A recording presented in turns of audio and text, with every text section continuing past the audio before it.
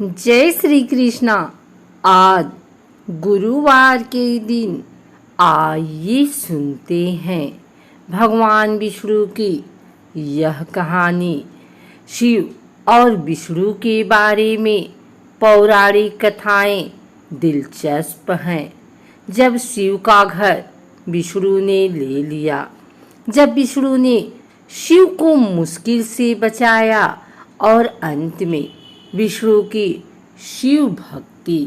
क्या आप बद्रीनाथ की कहानी जानते हैं? यह वो जगह है जहाँ शिव और पार्वती रहते थे। यह उनका घर था। एक दिन नारायण यानी विष्णु के पास नारद गए और बोले, आप मानवता के लिए एक खराब मिसाल हैं। आप हर समय शीश नाग के ऊपर लेटे रहते हैं।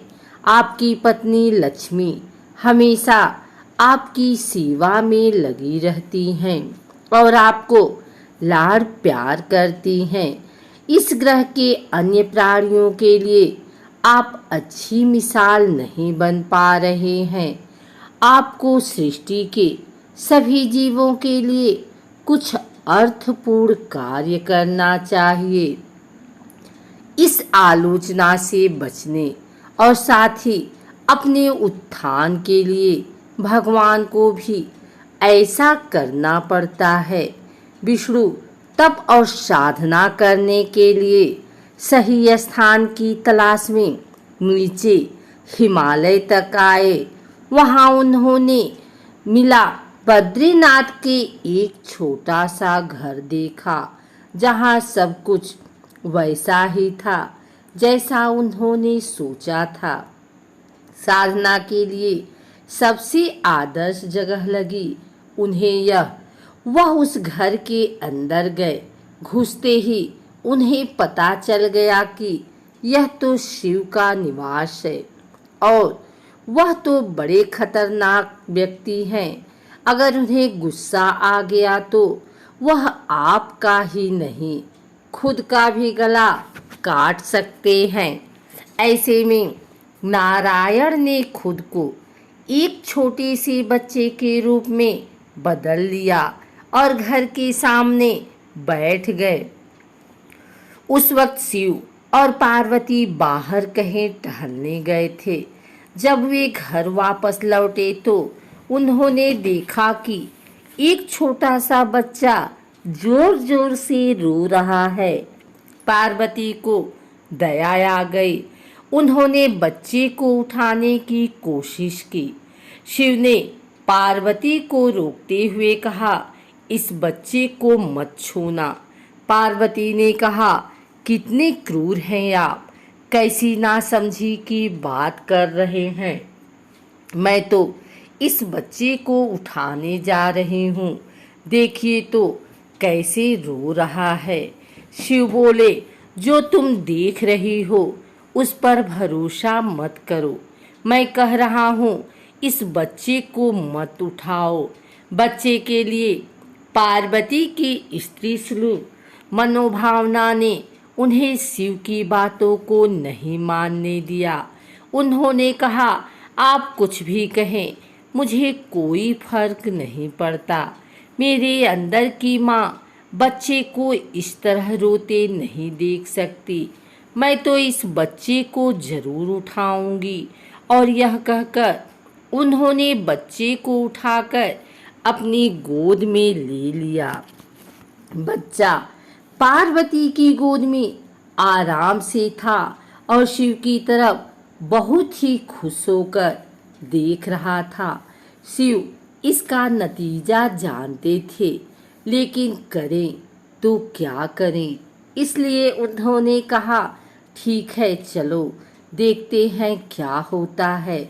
पार्वती ने बच्चे को खिला पिलाकर चुप किया और वहीं घर पर छोड़कर खुद शिव के साथ गर्म पानी से स्नान के लिए बाहर चली गई। वहां पर गर्म पानी के कुंड हैं।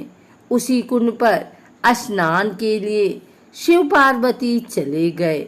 लौटकर आए तो देखा कि घर अंदर से बंद था। शिव तो जानते ही थे कि अब खेल शुरू हो गया है। पार्वती हैरान थी कि आखिर दरवाजा किसने बंद किया। शिव बोले, मैंने कहा था न, इस बच्चे को मत उठाना। तुम बच्चे को घर के अंदर ले आई और अब उसने अंदर से दरवाजा बंद कर लिया है। पार्वती ने कहा, अब हम क्या करें। शिव के पास दो विकल्प थे। एक, जो भी उनके सामने है उसे जलाकर भस्म कर दें, और दूसरा, वे वहां से चले जाएं और कोई दूसरा रास्ता ढूंढ लें। उन्होंने कहा, चलो कहीं और चलते हैं, क्योंकि यह तो तुम्हारा प्यारा बच्चा है, इसलिए मैं इसे छू भी नहीं सकता। मैं अब कुछ नहीं कर सकता। चलो कहीं और चलते हैं। इस तरह शिव और पार्वती को अवैध तरीके से वहां से निष्कासित कर दिया गया। वे दूसरी जगह तलाश करने के लिए पैदल ही निकल पड़े। दरअसल बद्रीनाथ और केदारनाथ के बीच एक चोटी से दूसरी चोटी के बीच सिर्फ 10 किलोमीटर की दूरी है। आखिर में वह केदार में बस गए और इस तरह शिव ने अपना खुद का घर खो दिया। आप पूछ सकते हैं कि क्या वह इस बात को जानते थे? आप कई बातों को जानते हैं, लेकिन फिर भी आप उन बातों को अनदेखा कर उन्हें होने देते हैं। आइए सुनते हैं भगवान विष्णु की दूसरी कहानी। यौगिक कथाओं में ऐसी कई कहानियां हैं जिनमें बताया गया है कि शिव की करुणा कोई भेदभाव नहीं करती और वे किसी की इच्छा पर बच्चों की तरह भोलापन दिखाते हैं। एक बार गजेंद्र नामक एक असुर था। गजेंद्र ने बहुत तप किया और शिवजी से यह वरदान पाया कि वह जब भी उन्हें पुकारेगा शिव को आना होगा। त्रिलोकों के सदा शरारती ऋषि नारद ने देखा कि गजेंद्र हर छोटी छोटी बात के लिए शिव को पुकार लेता था, तो उन्होंने गजेंद्र के साथ एक चाल चली। उन्होंने गजेंद्र से कहा, तुमको बार बार क्यों बुलाते हो? वह तुम्हारी हर पुकार पर आ जाते हैं।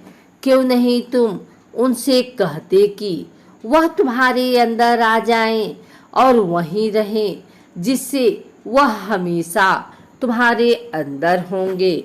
गजेंद्र को यह बात अच्छी लगी और फिर उसने शिव की पूजा की। जब शिव उसके सामने प्रकट हुए तो वह बोला, आपको मेरे अंदर रहना होगा, आप कहीं मत जाइए। शिव अपने भोलेपन में एक लिंग के रूप में गजेंद्र में प्रवेश कर गए और वहां रहने लगे। फिर जैसे जैसे समय बीता, पूरा ब्रह्मांड शिव की कमी महसूस कर रहा था। कोई नहीं जानता था कि वह कहाँ है। सभी देवगण और शिव खोजने लगे। काफी खोजने के बाद जब कोई यह पता नहीं लगा पाया कि वह कहाँ है, तो वे हल ढूंढने के लिए विष्णु के पास गए। विष्णु ने स्थिति देखी और कहा, वह गजेंद्र के अंदर हैं। फिर देवों ने उनसे पूछा कि वे शिव को गजेंद्र के अंदर से कैसे निकाल सकते हैं, क्योंकि गजेंद्र शिव को अपने अंदर रखकर अमर हो गया था। हमेशा की तरह विष्णु सही चाल लेकर आए। देवगण शिव भक्तों का रूप धरकर गजेंद्र के राज्य में आए और बहुत भक्ति के साथ शिव का स्तुति गान करने लगे। शिव का महान भक्त होने के कारण गजेंद्र ने इन लोगों को अपने दरबार में आकर गाने और नाचने का न्योता दिया। शिव भक्तों के वेश में देवों का यह दल आया और बहुत भावनाओं के साथ, बहुत भक्ति पूर्वक वे शिव के लिए भक्ति गान गाने और नाचने लगे। शिव जो गजेंद्र के अंदर बैठे हुए थे, अब खुद को रोक नहीं सकते थे, उन्हें जवाब देना ही था। तो वह गजेंद्र के टुकड़े टुकड़े करके उससे बाहर आ गए।